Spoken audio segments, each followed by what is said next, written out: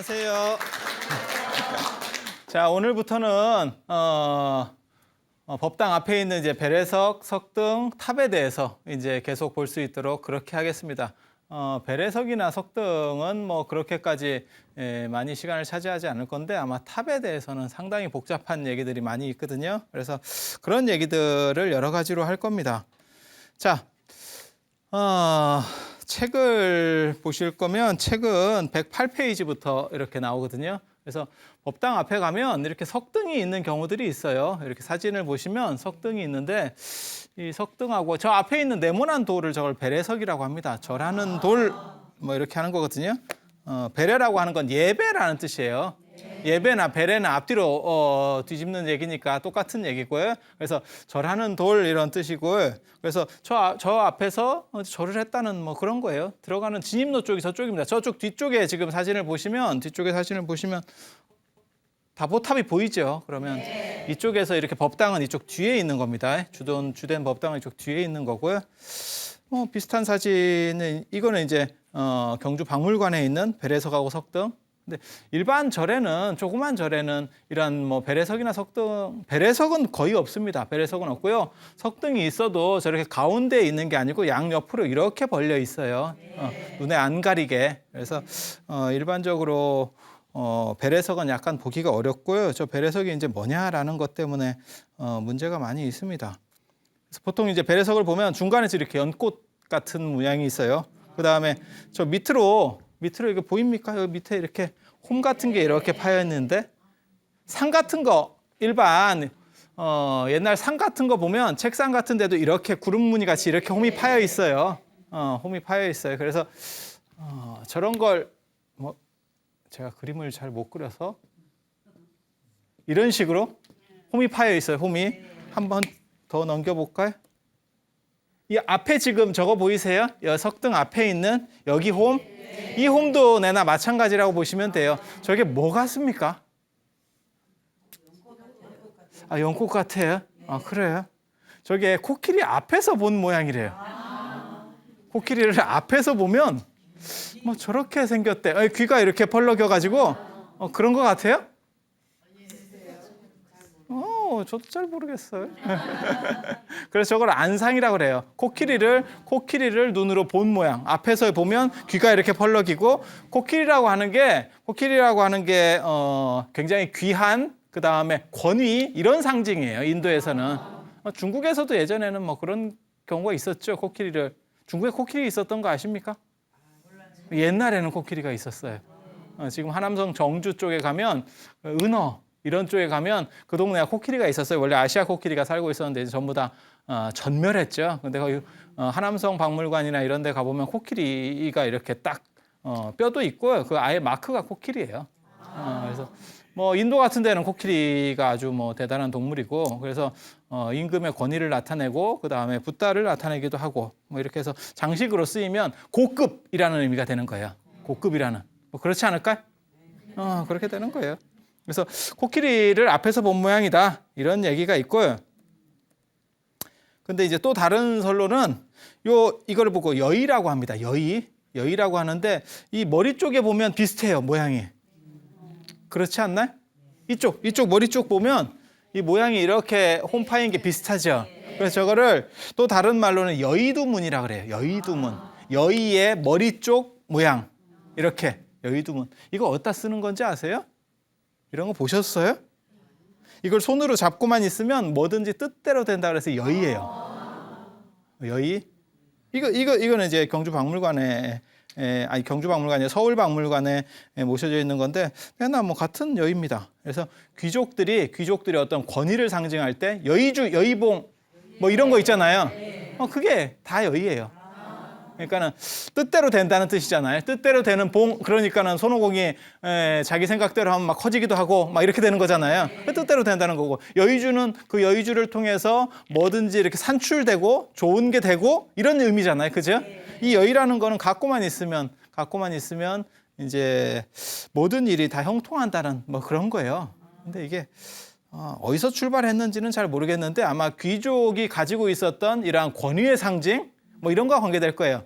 근데 재밌는 설도 있어요. 등글 깨다 이런 얘기도 있어요. 효자손. 그래서 등에 가려우면 뜻대로 잘 안 되잖아요. 그죠? 근데 이걸로 이렇게 뒤를 긁으면 뜻대로 되니까. 그런 설도 있어요. 되게 재밌어요.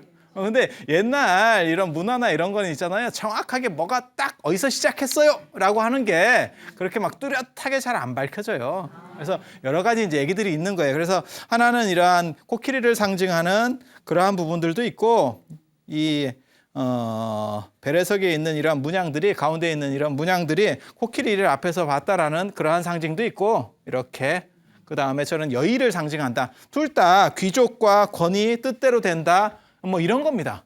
아주 존귀한 이런 의미예요. 그래서 그런 상징으로 같이 쓰는 거고, 이제 베레석이 문제가 되는 게, 제가 맨 처음에 베레석을 봤을 때 이거 굉장히 특이하다 이런 생각을 했었거든요. 사람이 여기다가 절을 한대요. 머리를 대고 이렇게 구부리고 여기다 절을 한대요. 근데 절하기 굉장히 불편하게 생겼습니다. 딱 보면 저기다 어떻게 절을 할까? 이런 생각이 들거든요. 근데 옛날 절하는 방식은 약간 다르긴 달라요. 지금 절하는 방식하고 약간 다릅니다. 다르긴 다른데, 그런데 이제 가장 큰 문제가 되는 게 연꽃이 있다는 거죠. 가운데 연꽃이. 왜 연꽃이 문제가 될까요? 연꽃은 보통 깨달음을 상징하는 거거든요.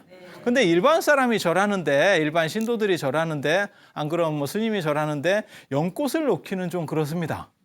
그러니까 연꽃이 있으면 그거는 부처님을 상징하는 거예요. 불보살을 상징하는 거예요. 연꽃이 피어 있으면. 그래서 종에도 연꽃 모양이 이렇게 딱 있으면 거기를 종을 치거든요. 그걸 당자라고 하는데, 그런 것 같은 경우 이제 부처님의 가르침이 널리 퍼진다 이런 의미고, 그 다음에 부처님이 뒤에 후광 같은 경우도 연꽃으로 되어 있는, 장식이 되어 있는 경우도 있고, 석굴암 같은 경우가 이제 약간 연꽃 같이 이렇게 장식이 되어 있고, 그 다음에 실제로 위에 이렇게 보면, 석굴암 위에 천장에 보면 연꽃 장식이 있습니다.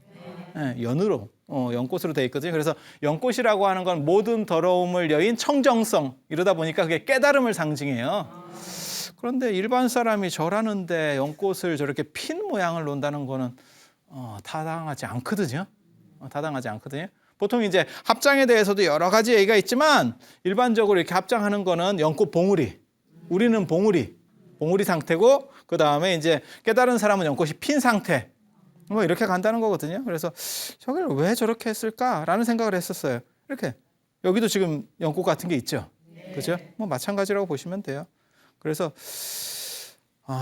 나중에 제가 그 불국사 사적기를 찾아보니까 거기에 뭐가 되어 있냐면 복로대라는 표현이 나옵니다. 여기가 이제 쉽게 말해 향로를 놔두는 거예요. 큰 향로. 그러니까 우리가 생각하는 조그만 향로가 아니고 외부에서 쓰는 큰 향로가 있어요. 큰 향로.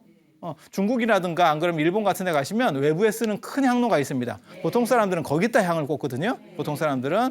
그래서 그 향로를 모셔놓은 대다라고 나오는 거예요. 복로대라고 하는 건 향로를 올려놨던 대. 근데 그 말이 그럴듯해요. 굉장히 그럴듯해. 절하기는 굉장히 불편한데 향로를 저기다 이렇게 큰 거를 올려놓는 거예요. 이렇게 올려놓으면 거기서 이제 향을 피우는 거지. 보통 사람들은.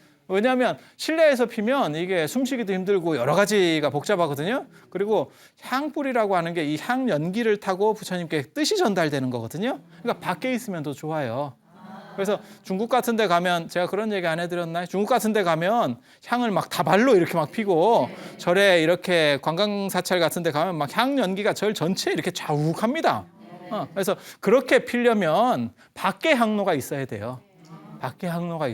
그래서 이게 잘못 전해져서 사람들이 그 뜻을 잘 모르니까 베레석이라고 이제 사람들이 많이 얘기하는데, 실제로는 아마 향로를 놨던 그런 데일 거예요. 복로대라는 표현도 맞고, 근데 이런 유물들이 크게 마땅한 게 없어요. 그런 외부에 놨던 향로들이. 왜냐하면 조선 시대를 거치면서 불교가 안 좋아지니까, 상태가 안 좋아지니까, 그러니까 뭐 경제력이나 이런 게 안 좋아지니까 이런 향로나 이런 금속물이 있잖아요. 동으로 된 거, 이런 것들, 이게 다 현찰입니다. 그렇지 않을까요? 조선시대 때 구리반지를 끼고 다니던 시절이라고 생각하면 동으로 이만한 게 있으면 그건 엄청난 가치를 가지는 거예요. 그러다 보니까 다 뺏기게 되는 거죠. 그래서 그 자리만 남으니까 사람들이 그게 어디다 썼던 자리인지를 모르고 그냥 석등 앞에 있으니까 절하는 데인가? 이렇게 해서 벨해석이라고 이제 얘가 되는 거예요. 그리고 되게 재미있는 게 있는데 제가 얼마 전에도 지금 고창에 선운사를 가서 그 스님들하고 그런 얘기를 했는데 옛날 절하는 모습이 지금하고 다르다. 오체투지라고 하거든요. 절에서 일반 불교에서 절에서 절을 하도 많이 하니까 절하는 집이라고 해서 절이락 한다는 설도 있다니까요. 절을 절이락 한다. 절하는 데다. 이렇게. 그런데 그 절이 오체투지예요. 그러니까는 5군데가 닿아야 된대. 5군데가 땅에 닿아야 되는데 그게 어디냐면 두 손, 두 무릎. 이제 이렇게 굽혀 보면 두 손하고 두 무릎이 닿습니다. 그죠? 뭐 그렇게 닿게 되는데 그 다음에 이제 한 군데가 어디냐라는 거예요. 그래서 이게 머리인데 어디 머리냐는 거예요. 이제 이마, 지금 절하는 건 이마인데 원래 써 있는 건 정수리라고 써 있거든요. 정수리라고. 그래서 정수리가 돼 있으면 이게 절하기가 굉장히 어렵습니다. 굉장히. 그래서 보통 이제 부처님 같은 경우 부처님이 의자 같은 데 이렇게 앉아 계시면 의자 같은 데 앉아 계신다고 하면 절이라는 거는 의미는 간단해요. 내 가장 높은 데를 상대의 가장 낮은 데에 대겠다는 의미거든요. 그래서 발에다가 절을 하는 거예요, 원래. 그렇게 해서 발에다가 머리를 갖다 대면 발이 이렇게 구조가 되니까 머리를 대면 정수리하고 이마가 동시에 닿습니다. 그렇지 않을까? 아니, 발 위에다, 발등 위에다가 올린다고 생각을 해봐. 네. 그러면 그게 접쳐진다고 해요. 그죠? 두 군데가 다 단다고 해요. 그래서 이게 이마냐 정수리냐 가지고 지금 이게 생각해 볼 게 굉장히 많아요. 그런데 설마 어떻게 이마를 대겠어? 아니 정수리를 대겠어? 정수리를 대면 막 머리가 꼬꾸라지는데 그런데 그 꼬꾸라지는 사진이 여기서 나옵니다. 지금 보시면 이게 우리나라에서 가장 오래된 불교 그림이라고 보시면 돼요. 고구려 장천 이호분이라고 그래가지고 고구려 고분벽화에 있는 겁니다. 그래서 예불도라고 이름이 붙여진 건데 여기 부처님이 가운데 계시고 두 사람이 지금 절을 합니다. 이 고구려 고분벽화의 특징 중에 하나가 이 땡땡이가라거든요. 땡땡이. 이 땡땡이가 고구려를 대표하는 어떠한 패션이에요. 촌스럽지. 근데 아무튼 이 땡땡이 이렇게 하는데 보면 완전히 뭐 박죠. 머리 각도가 이게 보통이 아니죠. 이런 절하는 모습이 있다는 거 굉장히 놀랍죠. 머리를 댄다는 게.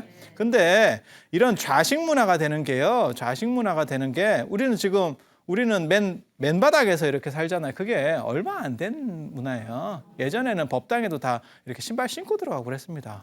신발을 신고 들어가고 중국 같은 데 가보시면 지금도 법당에 신발을 신고 들어가죠.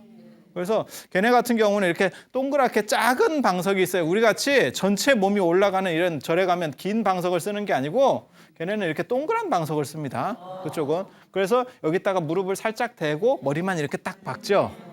머리만 박죠. 그래서 절의 원형이 이게 맞는지 이렇게 머리를 갖다 박는 게 맞는지 우리 같이 납작 엎드리는 게 맞는지는 생각을 굉장히 많이 해봐야 돼요. 그런데 입식 문화면 이런 게 훨씬 타당성이 있습니다. 입식 문화라면 왜 몸을 완전히 납작 엎드리긴 그렇잖아요. 여러분들이 야외에서 절을 한다고 생각해봐요. 납작 바닥에 엎드릴 수 있겠어요? 그건 조금 그렇죠. 그래서 이런 부분도 있어요. 만약에 근데 이렇게 절을 하면 그리고 이 절의 또 다른 방식이 남아있는 게 어디냐면 이슬람이에요.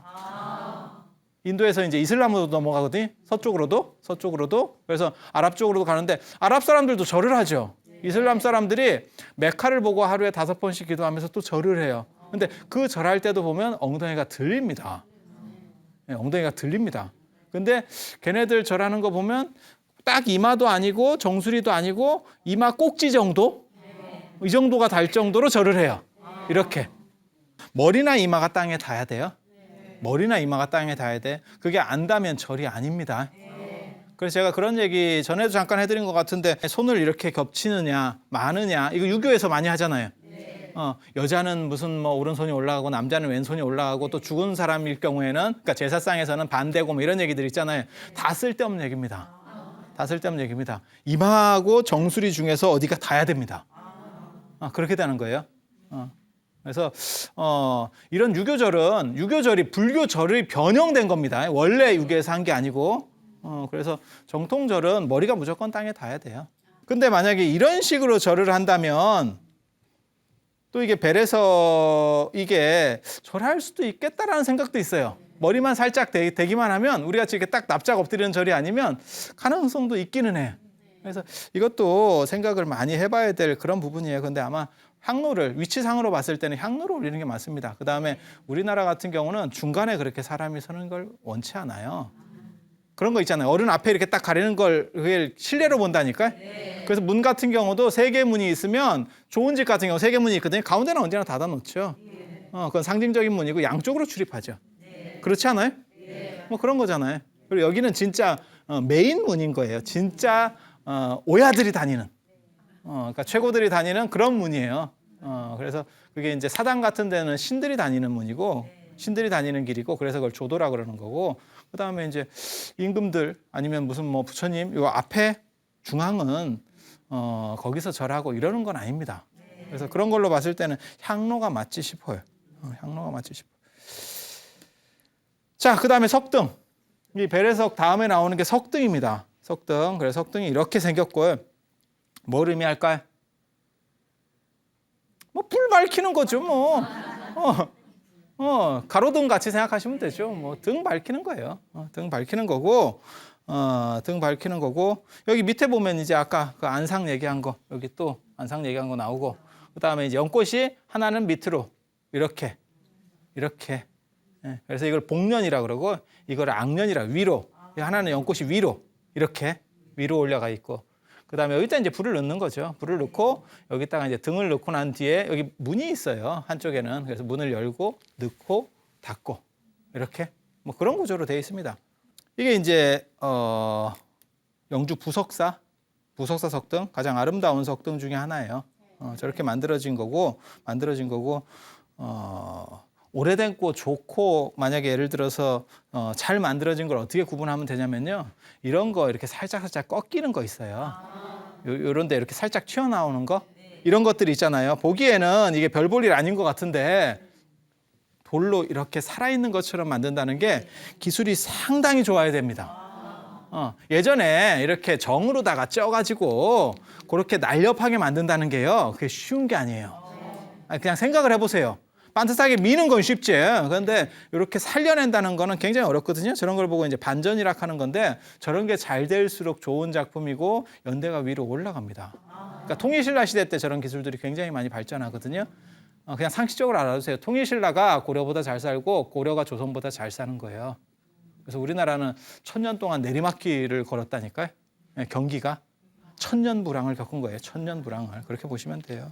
그래서 이렇게 이제 석등이 있는데 석등이 2개가 있습니다. 가운데 하나 있는 법당이 이렇게 있으면 불국사 같이 요 가운데 석등이 있는 경우가 있고 양 옆으로 보통 요즘은 이렇게 돼 있어요. 여기 가운데는 없고 가운데는 없고 이렇게 돼 있어요. 이렇게 돼 있는 거는 진짜 등불의 역할을 하는 거고요. 등불의 역할을 하는 거고 가운데 있는 거는 이게 부처님을 상징하는 거예요. 부처님의 지혜 광명을 상징해서 그것이 전체로다가 비춘다. 이렇게 둘하고 하나하고는 의미가 다릅니다. 둘보다 하나가 좋은 겁니다. 센 건 다 하나입니다. 그렇게 생각하시면 돼요. 그래서 나중에 저 얘기가 또 나올 거예요. 어디서 나오냐면 탑도 마찬가지예요. 탑도 원래는 가운데 하나가 이렇게 올라오거든요. 여기에 탑이 올라오거든요. 근데 후대로 가면 이 탑이 없어지고 양옆으로 이렇게 벌어집니다. 그 얘기는 뭐냐면 가운데를 못 가린다는 거죠. 가운데에 있다는 거는 의미가 상당히 높은 거예요. 상당히 높은 거예요. 그래서 가운데 하나 있는 게 원래 좋은 거예요. 그리고 그럴 경우에는 대부분 부처님을 상징합니다. 그래서 부처님의 광명이 널리 퍼지기를 이렇게 되는 거죠. 여기 이제 이거 같은 경우는 어디 석등이냐면 저기 법주사 석등. 아주 잘 된 석등이죠. 아주 잘 된 석등이고 이 뒤에 보면 큰 뭐 이런 거 있는데 이걸 지금 사람들이 뭐라 그러면 석연지라 그러거든요. 돌로 된 연못. 거기다 연을 심는다는 거요. 이제 뭐 말 같지도 않은 얘기인데. 그리고 이 앞에 있는 이 상을 이제 희견보살상이라 그래요. 희견보살상. 그래서 법화경에 보면 뭐 희견보살이 자기 팔을 태우면서 이렇게 수행을 했다. 뭐 이런 게 있어요. 그래서 그런 거라고 얘기를 하는데 다 잘못된 얘기입니다. 여기 이제 가섭. 마하가섭이라는 사람 아십니까? 부처님의 제자 중에서 마하가섭이라고 하는 분이 있어요. 마하가섭이라고 하는 분이 있는데 이 양반이 지금 살아 있습니다. 지금 살아 있습니다. 살아 있다니까. 어떻게? 재주가 좋으니까. 이제 명상을 통해서 이 양반이 이제 살아 있는데, 석가모니 부처님이 계시잖아요. 석가모니 부처님이 이 다음에 오는 부처님이 누구냐면 어떤 분이냐면 이 다음 번호표가 미륵 부처님이에요. 미륵 부처님 이렇게. 그러니까 뭐 그런 거죠. 이게 지금 이제 미래 권력 이렇게 되는 거예요. 부처님은 가셨고 지금 현재는 약간 공백 상태고 그 다음에 미륵 부처님 오시는 거예요. 그 공백 상태를 지금 해결해 주는 분이 누구냐면 지장보살이에요.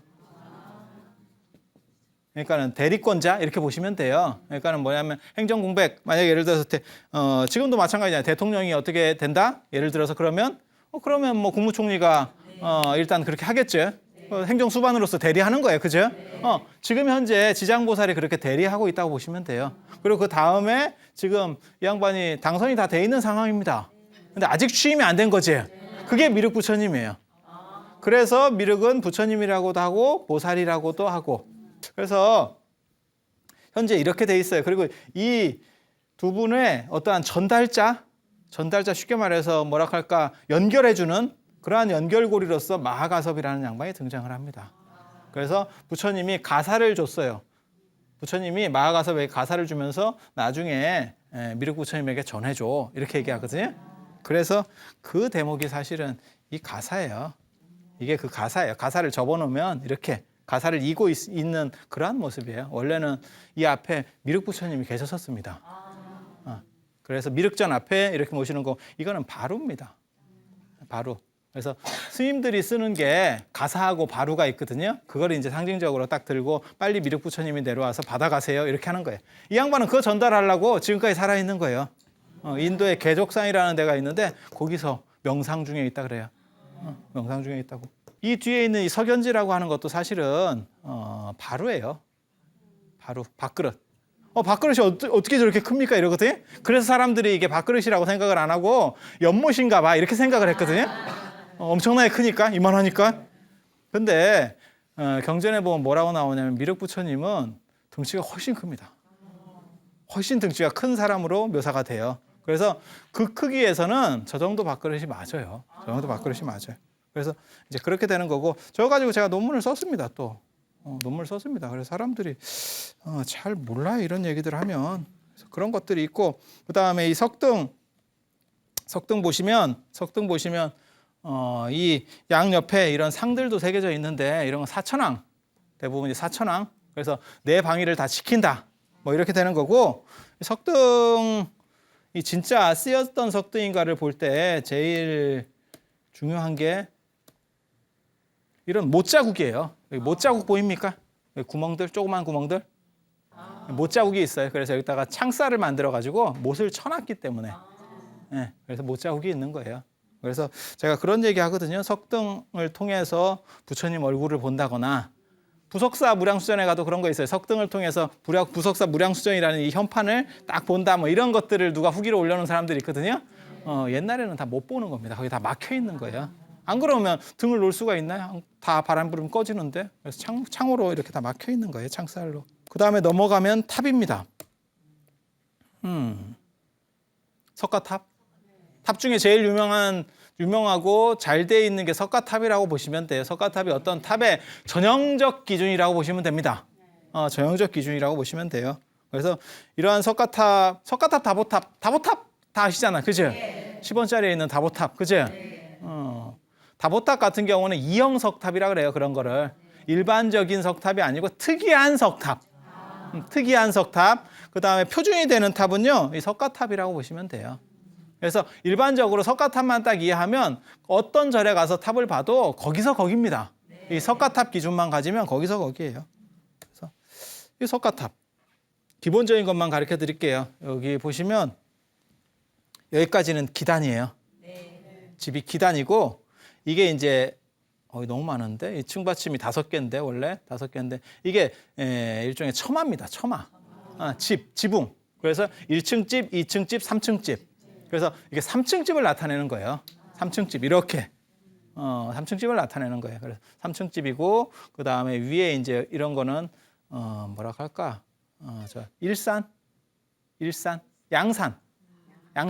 인도는 양산 같은 걸 많이 써요.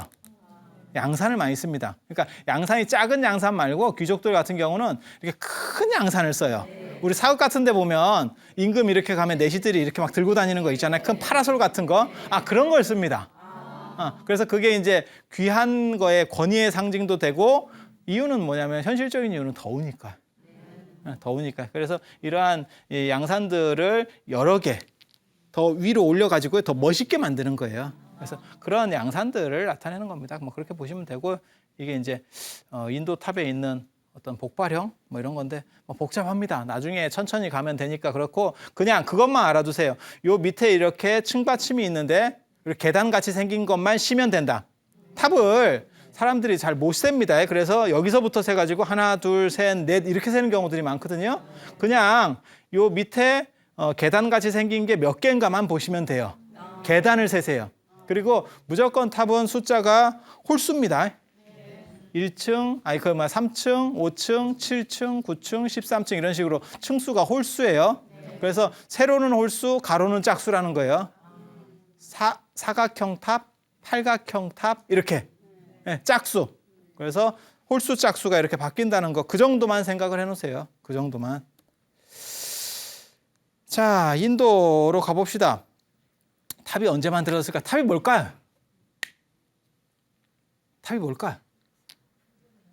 일반적으로는 이제 부처님 사리를 모신 무덤 이렇게 생각하면 돼요. 사리를 모신 무덤. 부처님이 돌아가시고 나서 화장을 하니까 사리가 나온 거예요. 사리. 그걸 이제 어떻게 해서든지 잘 모셔야겠다 해서 우리식으로 말하면 무덤 같은 거예요. 이렇게 무덤 같이 만들어서 이렇게 인도탑 이렇게 생겼다고 보시면 돼요. 좀 이따가 인도탑을 또 보여드릴 겁니다.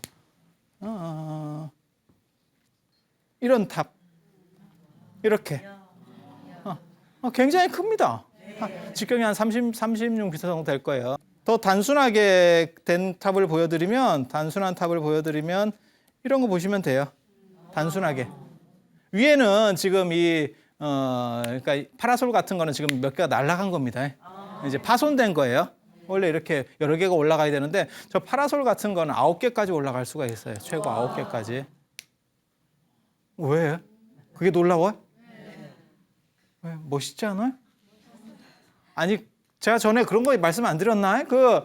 우리가 이렇게 해수욕장 같은 데 가면 예전에는 파라솔이 그냥 이렇게 생겼었거든요. 근데 어느 날부터 여기에 구멍이 뚫리고 이게 파라솔이 하나 더 올라가는 게 있어요. 그죠? 그래야 이게 이제 환기가 되잖아요. 안 그러면 그 안에가 더워서 공기가 이렇게 데핀 게 안 나가니까 순환이 안 되잖아요. 그래서 여기 뚫어가지고 하나 더 올리잖아요. 인도도 이런 문화가 있는 거예요. 이거를 계속 올리면 좀 더 멋있어 보이고 이게 있어 보인다는 거예요. 그래서 이런 식으로 해서 3개 올리면 이거고 이거를 더 권위적으로 계속 있어 보이는 사람들이 올리면 최고 9개까지 올라간다는 거예요. 이게 이렇게 올라간다는 거예요. 그래서 더운 지역은 어쩔 수가 없어요. 이런 문화가 존재할 수밖에 없어요. 우리는 전에는 그렇게 안 더웠었기 때문에 그냥 일반 파라솔은 이게 없었잖아요. 그죠? 근데 어느 날부터 이게 우리도 생기잖아요. 그죠? 딱 그렇게 되는 거예요. 딱 그렇게 되는 거예요. 사는 게 별 차이가 없습니다. 사람들 사는 게 별 차이가 없어요. 그래서 이게 이제 탑이라고 보시면 되고 여기에 이제 부처님 사리를 가운데다가 이제 모시는 거예요. 이렇게 해서 벽돌로다가 이렇게 다 인도 같은 경우 벽돌 문화니까 벽돌로다가 이제 많이 만들죠. 뭐 같아요? 이게 그냥 보기에는 우리나라 무덤 같지 않아요? 무덤 같지 않아요? 그냥 돌로 만들었다는 것뿐이지 무덤 같죠? 벽돌로 된 무덤도 있는데 옛날에 양귀비 무덤은 벽돌로 돼 있거든. 벽돌로 돼 있어요. 제가 전에 그런 얘기 안 해드렸나? 양귀비 무덤 벽돌로 돼 있다고? 양귀비 무덤은 무덤을 봉분을 만들어만 놓으면 사람들이 흙을 파가지고 하루아침에 무덤이 없어진대. 봉분이 없어진대. 왜? 그걸 갖다가 개 가지고 얼굴에 바르면 양귀비 같이 된다고. 그게 최고의 화장품인 거예요. 그러다 보니까 자고만 일어나면 무덤에 흙이 없다는 거예요. 이뻐지고 싶은 거지. 그래서 내가 그런 생각도 했었거든. 양귀비 같이 얼굴이 되는 게 아니고 몸이 양귀비 같이 될 수도 있다. 양귀비는 몸이 굉장히 뚱뚱합니다. 이렇게 되는. 그 당시는 뚱뚱한 게 먹어주던 때예요, 시절이. 지금은 뚱뚱한 게 이제 자기 관리도 못하고 이렇게 되는 건데, 먹고 살기 힘들 때는요, 뚱뚱한 게 굉장히 좋은 거였었어요. 그래서 이제 후덕해 보이고 그렇게 되는 거죠. 그래서 양귀비 무덤 나중에 벽돌로 만들어요. 못 퍼가게. 더 이상 흙을 못 퍼가게. 마웨역에 있어요. 마웨역에 중국에 가면 지금도 양귀비 무덤이 있어요.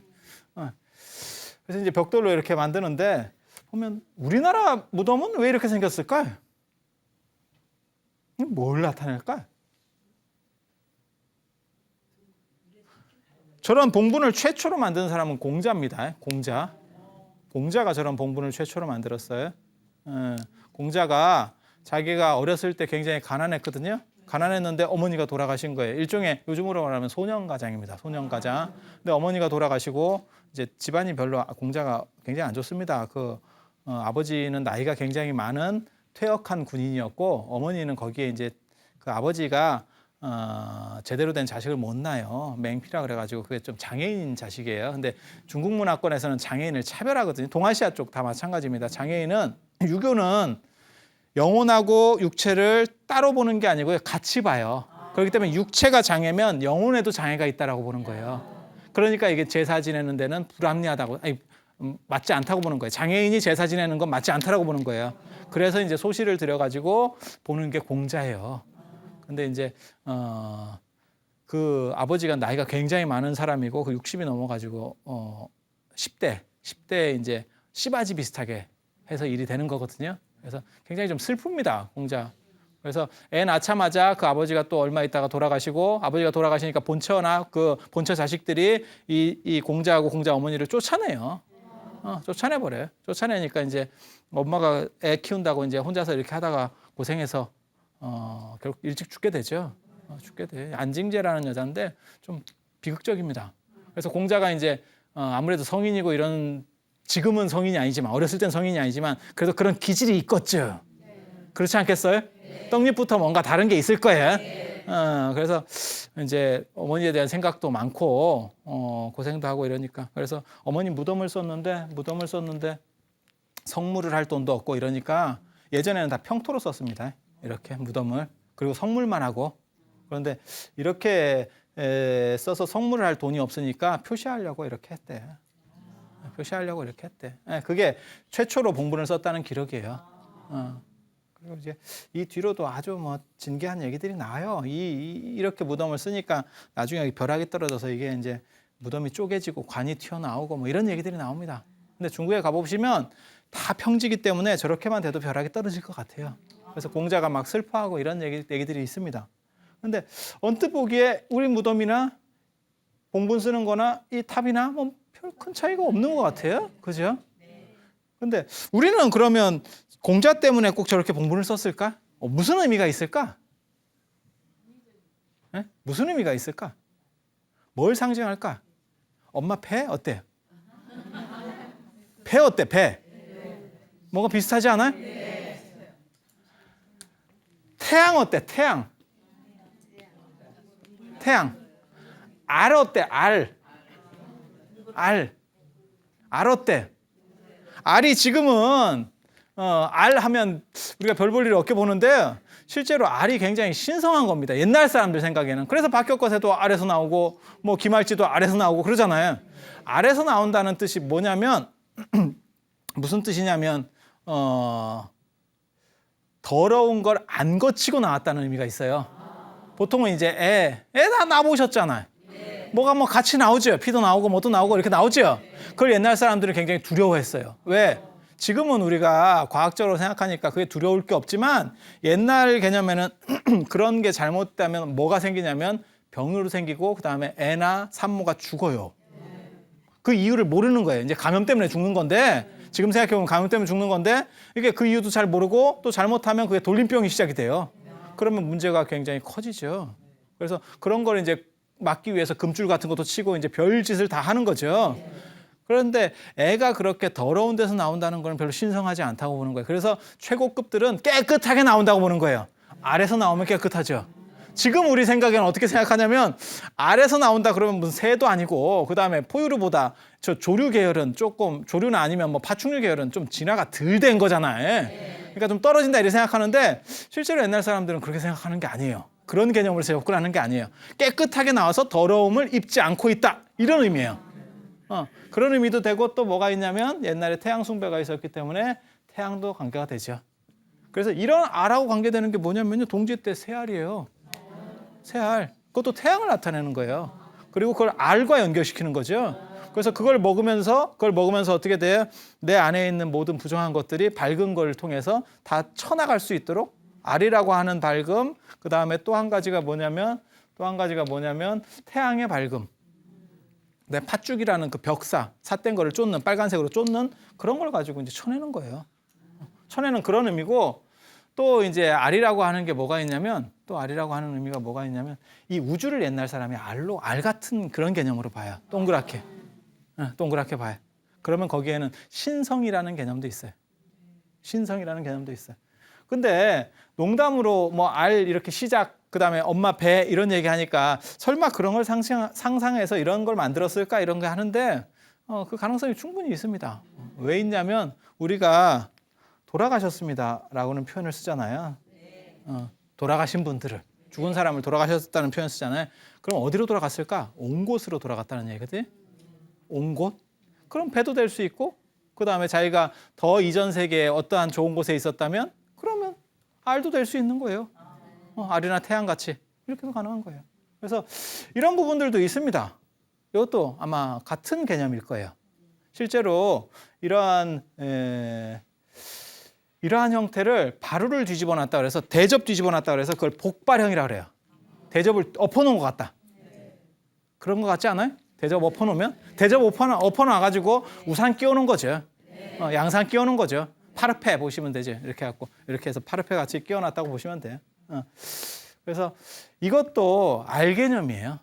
사실은 이것도 그렇고 어떤 신성한 알 개념 이렇게 보시면 돼요. 그러게 보면 인도에서부터 우리나라까지 사람이 죽음에 대한 부분이 상당히 흡사하다는 것도 알 수 있습니다.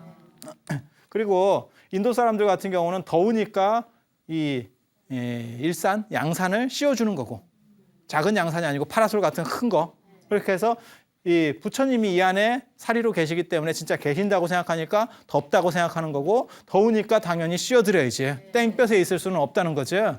그래서 그런 거 한 가지 생각하시면 되고 또 한 가지는 뭐냐면 이게 귀족에 대한 권위를 나타내요.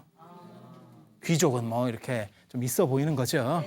그래서 이렇게 양산 같은 걸 씌우고 일산을 씌우고 여기다가 깃발 같은 거를 또 이렇게 합니다. 앞에다가 이렇게 쫙 이렇게 멋있게 이게 기본 양식이에요. 그리고 더 재밌는 거는 불상을 만들 때 있잖아요. 인도 같은 경우는 불상 만들 때 불상 위에도 이렇게 일산을 씌웁니다. 파라솔을 씌웁니다. 그리고 그거를 이제 나중에 이제 보게가 돼가지고 그게 뭐가 되냐면 나중에 닷집이 돼요. 절 안에 가보면 이렇게 그러니까 부처님 위에 이렇게 집 같은 게 하나 있거든요. 이렇게 그 닷집으로 양식으로 바뀌는 거예요. 그래서 그게 다 양산에서 시작한다고 보시면 돼요. 얼마나 햇빛이 힘들면 비도 그러잖아요. 태양을 피하고 싶었어. 이게 사실 인도에서는 굉장히 중요한 거예요.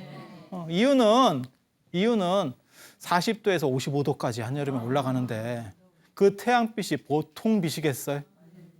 여러분들 같이 지금 우리나라 같은 경우는 그렇게 태양빛이 안 강한데도 공원이나 이런 데 가면 여자들 이렇게 보면 막 선캡에다가 뭐 5만 2중 3중을 하고 있는데 만약에 40도 55도씩 이렇게 해서 강렬하게 한번 때린다고 생각을 해보세요. 그걸 어떻게 감당하겠어?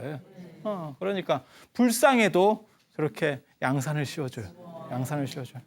재밌는 문화죠. 자, 그래서 이 안에 부처님 사리를 모시고 화장한 뒤에 나온 부처님 사리를 모시고 이 탑을 만들어서 거기는 장엄을 하는 거예요. 그리고 이 탑은 어디다 만드는 거냐면 절에다 만드는 게 아니고요. 원래는 사거리에다 만들어요.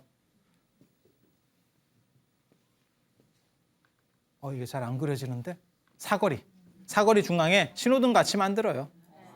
신호등 같이 만들어요.